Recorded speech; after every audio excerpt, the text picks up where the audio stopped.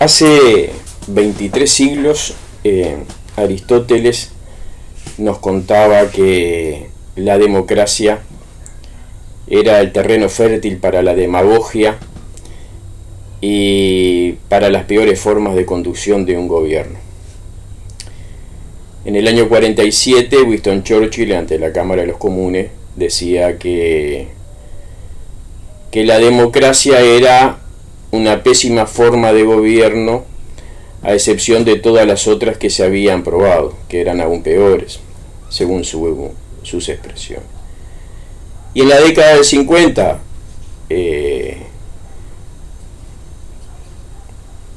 el cubano Fidel Castro, en el momento en que se le exigía de todos los órganos internacionales que hubiera pluralidad de ideas, de partidos políticos y todo lo demás, él se refirió a la democracia como la pluriporquería.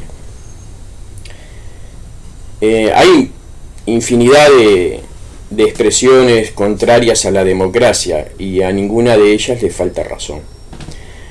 Aún los más acérrimos defensores de la democracia, de esta democracia que tenemos hoy, muy diferente por supuesto a la originaria de los griegos, reconocen que la democracia es frágil, es débil, que en fin tiene un montón de aspectos que ellos dicen que deben de velar para cuidarla y para preservarla. En mi opinión, la democracia es el caldo de cultivo para, como bien lo decía Aristóteles, para la demagogia, para la mentira y para ser gobernados no por los mejores, sino por los más promocionados, por aquellos que son mejor financiados, en fin, esto ya lo he dicho en otros videos, pero de todas formas no me canso de decirlo. La democracia es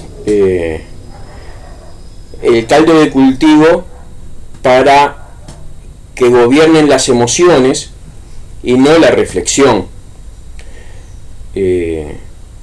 Poca gente lee los programas de los partidos políticos para gobernar, los programas de gobierno. Sin embargo, toman decisiones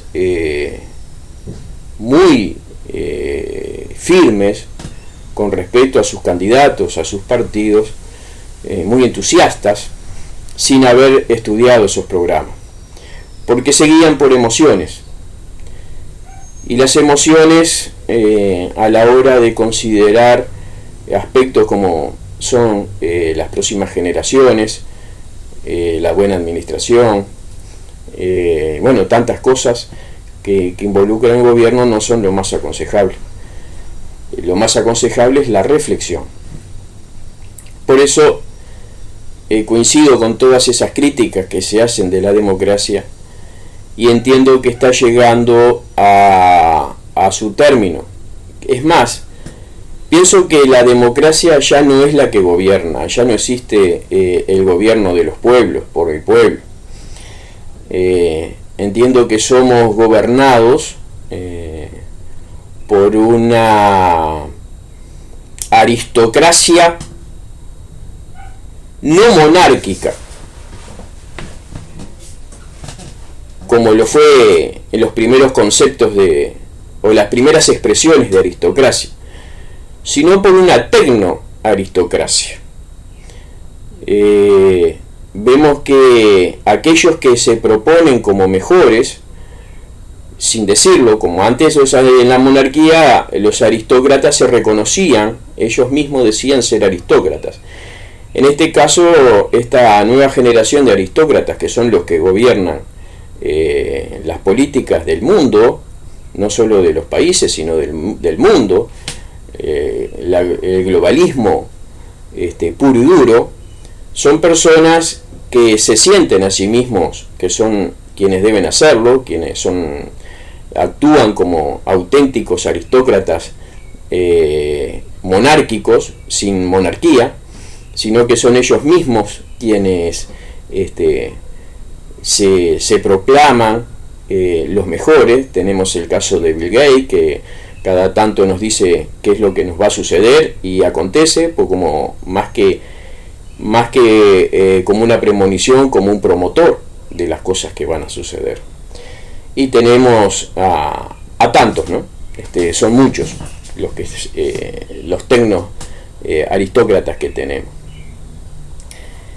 Y son ellos los que influencian sobre los partidos políticos, financiando sus campañas.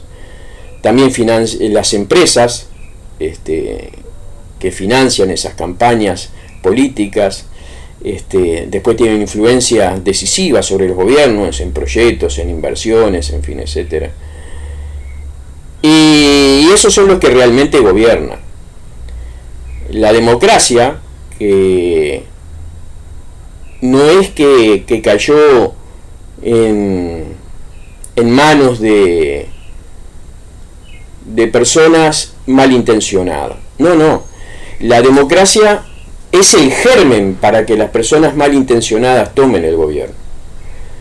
Es muy sencillo, es prometer, es manipular, es direccionar el pensamiento y el discernimiento de las personas. Sobre todo, precisamente, eliminando el discernimiento y aplicando la receta del emocionismo. Por eso creo que la democracia está llegando a su fin, porque ya no actúan estos tecnoaristócratas que dan sus directivas a los diferentes gobiernos, y los diferentes gobiernos, sin importar qué origen tengan, si de derecha, de izquierda, de centro, de lo que se llame, simplemente van a acatar lo que estos tecnoaristócratas disponen para con ellos. Esto es parte de la crítica hacia la democracia. Pero después hay aspectos de la democracia que son los ciclos. Ciclos que parece que va a renovar en un pensamiento diferente, en una postura diferente, y va a desembocar en mejores formas de gobierno dentro de la democracia. Entonces van surgiendo corrientes disidentes, como surgieron en América del Sur, por allá, por la década del 60, el 50, 60, incluso antes todavía, a través de los movimientos anárquicos. Luego desembarca aquí en estas latitudes el pensamiento marxista, comunista, del que mi padre, por ejemplo, profesaba, y crean una expectativa a través de esa disidencia del sistema ortodoxo establecido de partidos de derecha o liberales, esa otra opción disidente de las posturas de los partidos tradicionales, que en Uruguay son partidos muy antiguos, en el resto del continente no tanto. Cada poco tiempo, cada periodo electivo surgen nuevos partidos. Esa es un poco la receta de los diferentes partidos, de los diferentes países de Sudamérica. En el caso de Uruguay, más que nada son partidos muy antiguos que tienen sus postulados, sus dogmas, sus doctrinas, y son más bien de origen liberal.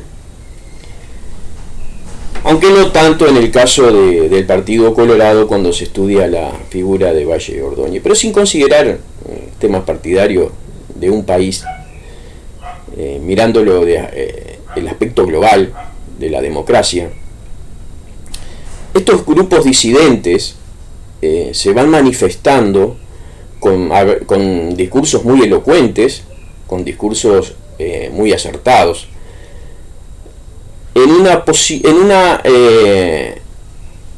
postura que que va llevando a crear la esperanza de que surge un cambio, de que existe la posibilidad de un cambio, y ellos así lo manifiestan. Porque el conflicto que ellos tienen es que no despegan de la democracia. Entonces ellos están reiniciando un ciclo sin darse cuenta o sin analizar las perspectivas de futuro de esos movimientos disidentes. No tienen en cuenta que sus vidas son finitas, y más que finita en el caso de muchos de los actores cercanos a esa finitud, y quienes vengan detrás enarbolando los postulados que ellos manifiesten, no hay ninguna garantía de que lo respeten. Hagamos el caso de los partidos de izquierda en Uruguay, en Argentina, en Chile, en Paraguay, que son de los que tengo más cercano, mis hermanos suramericanos, como aquellos partidos de izquierda que de origen de tracción comunista, socialista, dejaron atrás todos sus postulados y hoy no se diferencian de los partidos liberales. Entonces aquellas disidencias dieron a luz esto que tenemos hoy, que no es más que lo mismo que ya teníamos de antes. Se crearon relatos, se crearon expectativas, hubo gente que se llenó de sueños, de emociones, y al final se encontraron con que es todo lo mismo. Aunque no lo reconozcan, aunque les cueste aceptar, porque es muy duro decir me equivoqué, me mintieron y creí la mentira, o todo es una mentira y tengo que aceptar que o dejo de creer en todo y empiezo a no creer en nada, lo cual es una decisión muy dura, porque la gente no está acostumbrada a desarrollar su pensamiento, sino a seguir corrientes, ¿no? O siguen en el camino. Y las personas que siguen esos postulados, aquellos disidentes originarios que daban aquellas expectativas, terminan siendo como esas cosas que flotan en el mar y que terminan siendo resaca en la orilla. Y vendrán otras oleadas que crearán nuevas resacas en el mar, que serán arrastrados nuevamente y terminarán en la orilla. Y así veo los movimientos disidentes en Uruguay. Dentro de la democracia, de a poco los va a ir subyugando la idea de prometer, la idea de entrar en los aspectos demagógicos que entraron todos a los efectos de conseguir más votos. Por supuesto que la idea es consigo más votos para que seamos más fuertes, para que tengamos una oposición más firme, en fin. Pero la demagogia ya entra en ellos, la mentira ya entra en ellos, las promesas que nunca van a cumplir, la demagogia pura y dura entra en ellos, y ese es el juego de la democracia. Eso es un poco lo que encontraba Aristóteles, lo que encontró Winston Churchill y lo que también vio Fidel Castro. Que la democracia está condenada a ser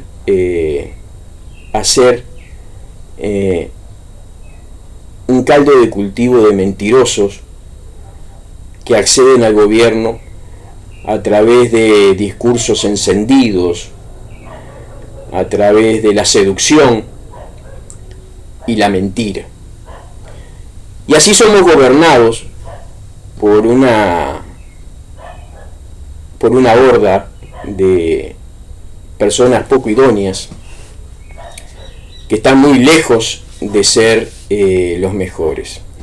Y esa tecnoaristocracia que hoy gobierna el mundo encuentra en todos estos que los promociona, que los financia, que incluso llegada la ocasión, si tiene que derrocar un gobierno, lo hace, si no está con ellos, encuentra en esta gente la mejor de las opciones para afianzar las políticas que quiere que se afiancen en cada uno de los sectores del planeta. La idea era llevar un poco esta idea al pensamiento de que el ser humano tendrá que encontrar nuevas formas de gobierno. Como le dije en el video anterior que hice hace un par de meses, para mí una aristocracia republicana, una aristocracia sujeta y sometida a los poderes de concepto republicano, esa república que se dividen en tres poderes: ejecutivo, legislativo y judicial, pero que sean los mejores, liberar a los mejores de los dogmas y de las doctrinas de los partidos políticos, en el cual coincido con las palabras de Fidel Castro, que no son más que la pluriporquería. Aún el mejor de los políticos, aún el mejor de la mejor de las personas, no va a poder obrar en un país donde los partidos le ponen un corset, le ponen un bozal y le atan las manos a la espalda, porque el que no cumple con esos dogmas y con esas doctrinas queda fuera del partido. Entonces los mejores nunca se van a poder manifestar si son maniatados, encadenados por estos dogmas y estas doctrinas. Es necesario encontrar un sistema donde se prepare a la población y desde la población se rescaten los mejores valores, se rescaten los mejores individuos, los más capaces, los aristócratas, los mejores, el gobierno de los mejores, para que estén en los distintos poderes, en esos tres poderes que son los que legislan, los que dan justicia y los que ejecutan políticas. ¿Cómo se podría hacer? Bueno, se podría ensayar muchas ideas de cómo se podría llegar a eso.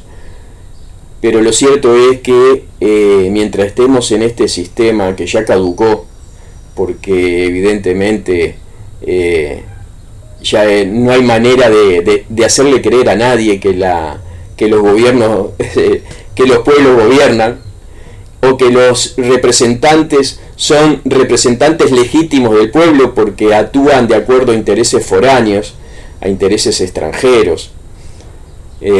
Haber visto a un guerrillero como lo fue Mujica abrazado a personas que supuestamente que tenía que combatir, como George Soros o Rockefeller, eso muestra realmente la basura que es la política y los políticos que en este momento están gobernando nuestros países. Seguramente mi voz es una voz aislada, traté de comunicarme con diferentes grupos disidentes, pero ellos están en la misma que están los distintos partidos, están para llevar agua a su molino, tierra para su surco, y no les interesa más nada que sus propias razones y no ven más allá que su propia nariz. Los grupos disidentes dentro de la democracia están condenados a hacer lo mismo que hoy tenemos. No hay otra opción, no hay otra opción. La democracia es lo que es. Y así como hace 2300 años Aristóteles ya la desnudó y mostró que la democracia es un pésimo sistema de gobierno. Así como Winston Churchill también lo dijo ante la Cámara de los Comunes en el año 47, la democracia en este momento se está mostrando ineficiente, los pueblos no definen nada, aunque estén ciegos y no se den cuenta, no definen nada. Es triste entender estas cosas porque a veces uno se pregunta si la ignorancia del imbécil no es mejor, porque ignorar todas estas cosas y creer que vivir con la ilusión de que algo es posible nos permite vivir una vida engañados, pero con menos conflictos. Y sin embargo abrir los ojos a estas cosas, entenderlas, hace de que nos dé una impotencia tremenda, porque sabemos que la luz al final del túnel está lejos, nuestra vida es finita, no solo es finita, sino que ahora es muy breve, una expectativa a futuro muy corta, entonces llegar a ver esos cambios habla de que evidentemente no van a estar en mi horizonte. Pero bueno, pienso que lo peor que puedo hacer es precisamente eso, no pensar. Si bien me mantengo un poco alejado de todas las corrientes de opinión y trato de crear, ¿verdad?, en mi mundo de fantasías, expectativas más elevadas, considerando que el ser humano es más inteligente de lo que sé que es. Tengo el sueño de que un día la humanidad cambie y encauce sistemas de convivencia, de gobierno, más justos que los que tenemos hoy, y las emociones queden de lado y dé lugar la racionalidad, la capacidad de análisis y conceptos claros que den discernimiento a la hora de actuar. Sé que la democracia no es la receta y no está ni cerca, y sé que para los intereses de aquellos que nos gobiernan es, como puedo decir, es la panacea, ¿no? Porque pueden seguir mintiendo y nadie les reclamará nada, aunque se sepa que están mintiendo. No solo que no les reclamará nada, sino que van a aparecer siempre aquellos, ¿cómo puedo decirlo sin ser muy bruto?, aquellas personas que no aceptan haberse equivocado y van a seguirlos apoyando porque no tienen otra opción, es eso o aceptar el error, y no lo van a aceptar porque no les da la calidad humana para aceptar que se equivocaron, no les da. Van a seguir defendiendo hoy un postulado y mañana otro y pasado otro, y aunque sea totalmente diferente uno del otro, van a seguir defendiendo todo lo que le pongan por delante sus autoridades políticas, porque no hacerlo es dar un paso al costado y tener que dar explicaciones, y es salirse del trillo, es salirse del cerco de seguridad que les da pertenecer a una forma ideológica. Ahí tenemos a los cubanos que antes ejecutaban a los homosexuales, y hoy tenemos a la hija de un expresidente de Cuba siendo el presidente del movimiento LGTB. Así siguen, hoy un postulado, mañana otro, en fin, y la cosa sigue igual. Así que bueno, en la esperanza de que algún día los mejores nos gobiernen, dentro de un marco y un contexto republicano, los mejores tengan la capacidad de ejercer esos aspectos que lo hacen diferente del resto, que los ponen por encima del resto de las personas, de la sociedad, que los mejores estadistas lleguen al gobierno, que los mejores en justicia, los mejores en impartir esa justicia lleguen a la Suprema Corte, que los mejores a la hora de entender cuáles son las necesidades auténticas y genuinas de esta y de las próximas generaciones accedan al Parlamento. Los mejores, ser gobernado por los mejores, no por los más mentirosos, no por los corruptos, no por los mediocres, no por los alcahuetes del poder, no por esta caterva, esta plebe de dirigentes patéticos que tenemos. En fin, es lo que hay. Quería dejar esto porque hace poco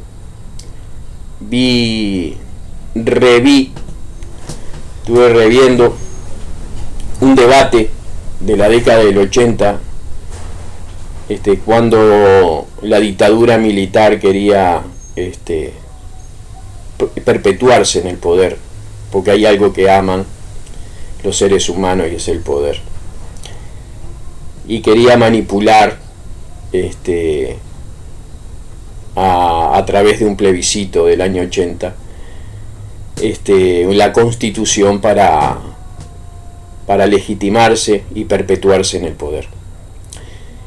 Y en ese debate recordé a un gran hombre, muy demócrata, y así le fue, que fue Enrique Tarrio. En el debate del año 80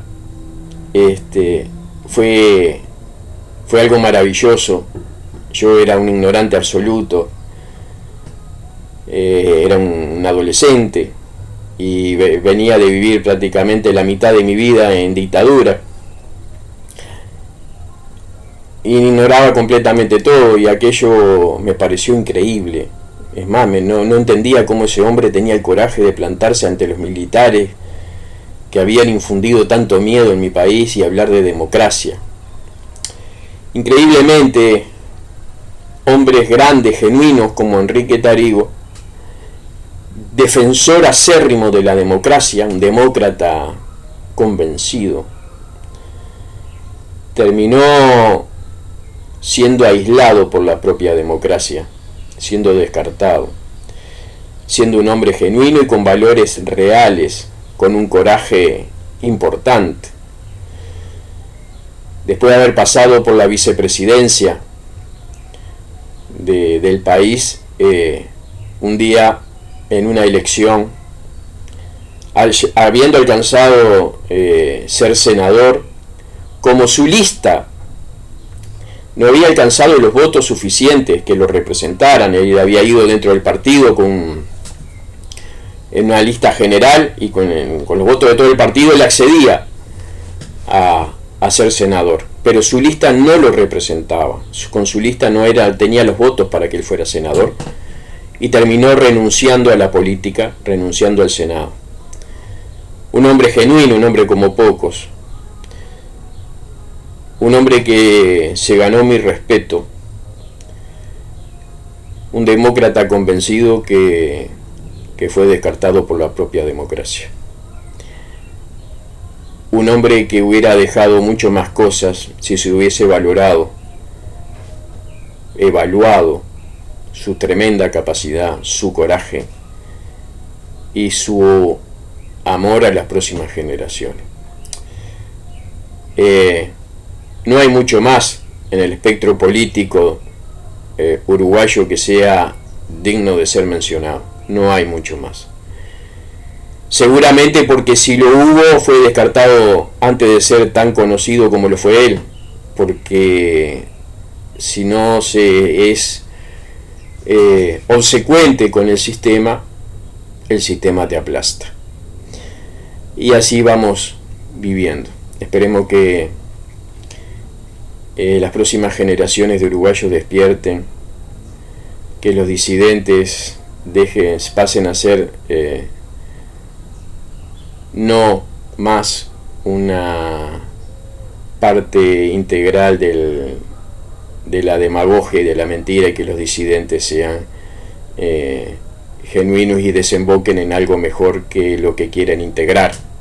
Los disidentes quieren ser parte, quieren su parte de poder, y se ve en sus egoísmos, en cómo unos a otros se van transformando y van peleando por algo que no tienen, que es el apoyo popular, porque no tienen nada, sin embargo se pelean y discuten, y ahí tenemos a Gustavo Salle en su disidencia, siendo parte de un parlamento, oxigenando una democracia patética como esta, dándole un aire de credibilidad, porque tenerlo a él en su forma, en su estilo, hace que la democracia sea creíble, cuando en realidad él no va a cambiar nada, como lo dije antes de que fuera electo diputado. No va a cambiar nada, y no va a cambiar ni él, ni su hija, ni nadie va a cambiar nada, porque el sistema está diseñado así, para que nadie cambie nada. Y en todo caso él le estará dando oxígeno a esta democracia patética que nos toca vivir. Él pasará, su movimiento quedará, y los que vengan detrás de él serán, como actualmente lo es el Frente Amplio, más de lo mismo. Llevará posiblemente alguna generación más entender de qué va esto, y que se despabilen. Veo con agrado que la generación Z cada vez le interesa menos la política y le interesa menos los aspectos ideológicos. Entonces en ellos veo que no se dejan dogmatizar y adoctrinar, y muy probablemente de allí surjan alguna mente brillante que lleve esto a buen puerto, y que tengan la capacidad de encauzar, pero tendrán que luchar contra fuerzas imposibles de vencer en este momento, poderíos económicos internacionales que no se van a dejar arrebatar el poder así nomás. En fin, no sé cómo será eso, pero seguramente yo estaré mirando los pinos crecer desde abajo cuando aquello acontezca. Así que bueno, a esto lo dejo por aquí.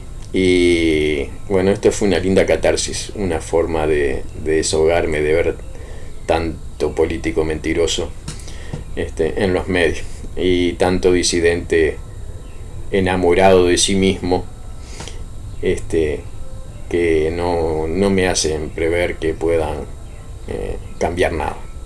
Fuerte abrazo a todos, y bueno, por ahí queda.